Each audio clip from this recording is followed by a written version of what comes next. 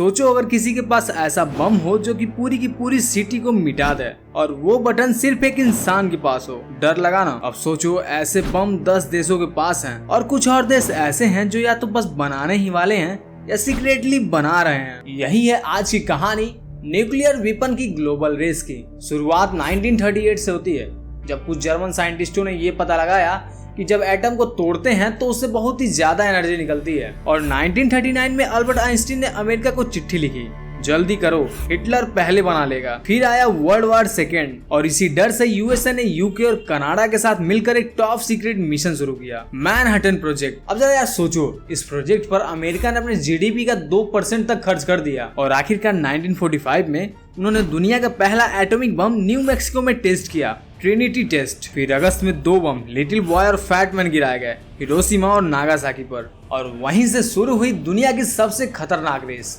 Nuclear race. सबसे पहले इस रेस में शामिल हुआ सोवियत यूनियन। जब जापान पर बम गिरा, यूएसएसआर को भी समझ आ गया कि अब अगर पीछे रहे तो ग्लोबल पावर बनना नामुमकिन है। उन्होंने जर्मन साइंटिस्ट को पकड़कर और कुछ जासूसी करके 1949 में अपना पहला बम बना लिया। नाम था RDS-1। अमेरिका चौंका और यहीं से शुरू हो गया असली टकराव, यूएसए वर्सेस यूएसएसआर वाला न्यूक्लियर टेंशन। कहा जाता है कि जब अमेरिका को पता चला कि यूएसएसआर ने बम बना लिया है तो पूरे वाशिंगटन में पैनिक जैसा माहौल था। ट्रूमैन ने अपनी इंटेलिजेंस टीम से सिर्फ एक लाइन में पूछा, व्हाट वेंट रॉन्ग? और जवाब आया, they had spies inside Manhattan project itself. Cold war असल में यहीं से गर्म होने लगा। फिर आया नंबर यूके का।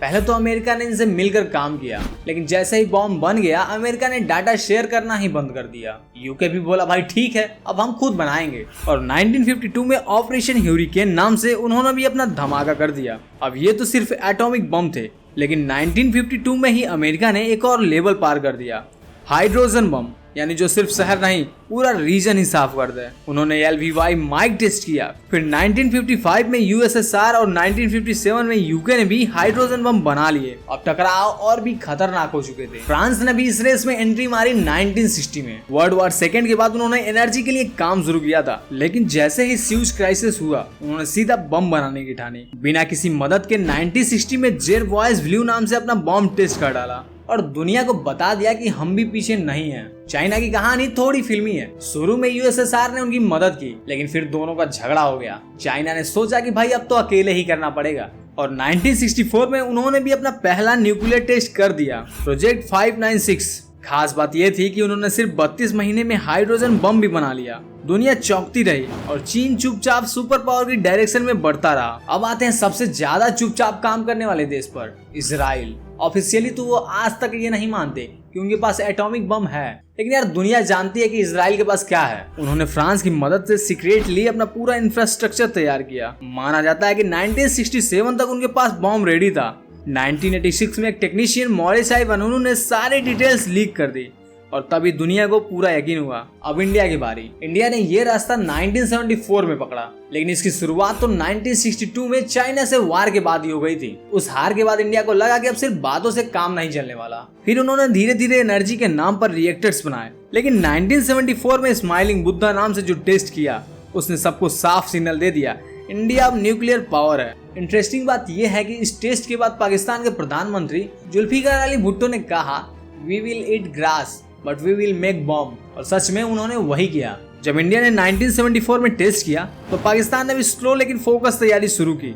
साइंटिस्ट अब्दुल कादिर खान, जिन्होंने कुछ वेस्टर्न टेक्नोलॉजी चुराई, और चाइना ने भी थोड़ी हेल्प की। और फिर 1998 में इंडिया के टेस्ट के तुरंत बाद पाकिस्तान ने भी 5 बम टेस्ट करके दुनिया को दिखा दिया कि बैलेंस अब बराबर है। इंडिया के बाद नजर पड़ी साउथ अफ्रीका पर। उनके पास यूरेनियम की कोई कमी नहीं थी। कोल्ड वार में यूएसएसआर के डर और अपार्थाइड के चलते आइसोलेशन ने उन्हें मजबूर किया कि वो सीक्रेटली बम बनाएं, और बना भी लिए, टोटल 6 बम। लेकिन इंटरेस्टिंग बात यह है कि साउथ अफ्रीका दुनिया का पहला देश बना जिन्होंने अपने ही हाथों से अपना न्यूक्लियर वेपन नष्ट कर दिया पीस के लिए, जो कि दुनिया के लिए एक बहुत ही बड़ा मैसेज था। अब आते हैं सबसे अनप्रेडिक्टेबल प्लेयर पर, नॉर्थ कोरिया।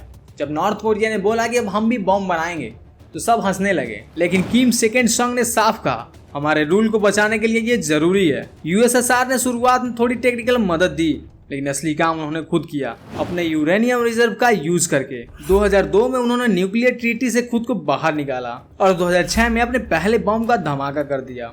अब सवाल यह है कि कौन है अगला लाइन में। कुछ देशों ने तो बीच में कोशिश की लेकिन छोड़ दिया। Argentina, Brazil, Sweden, Iraq, Japan और ईरान। किसी के पास पैसे नहीं थे तो किसी को डर था सैंक्शन का और किसी को इंटरनेशनल दबाव ने रोक दिया। ईरान आज सबसे करीबी माना जाता है बॉम्ब बनाने के, और सऊदी अरबिया ने तो ओपनली कह रखा है कि अगर ईरान बॉम्ब बनाएगा तो हम भी बनाएंगे। जापान के पास तो वो हर एक चीज है जो उन्हें बॉम्ब बनाने के लिए चाहिए, टेक, यूरेनियम, रिएक्टर, साइंटिस्ट। बस एक बात उन्हें रोक रखी है, उनका शांतिवाद। अब बात आती है रोकने की। क्या न्यूक्लियर वेपन को रोका जा सकता है? टेरिटरीज बनी लैटिन अमेरिका में, Tlatelolco treaty, South Pacific, Africa, Central Asia, South Asia और यहाँ तक कि अंटार्कटिका को भी न्यूक्लियर फ्री जोन बना दिया गया। लेकिन सच बताऊं, न्यूक्लियर बम बनाना कोई रॉकेट साइंस नहीं रहा, बस पॉलिटिकल विल और पैसा चाहिए। इसलिए अब सवाल ये नहीं है कि कौन बना रहा है, सवाल ये है कि कब बना लेगा। और अगला धमाका किसी टेस्ट साइट पर नहीं बल्कि किसी बैटलफील्ड पर होगा।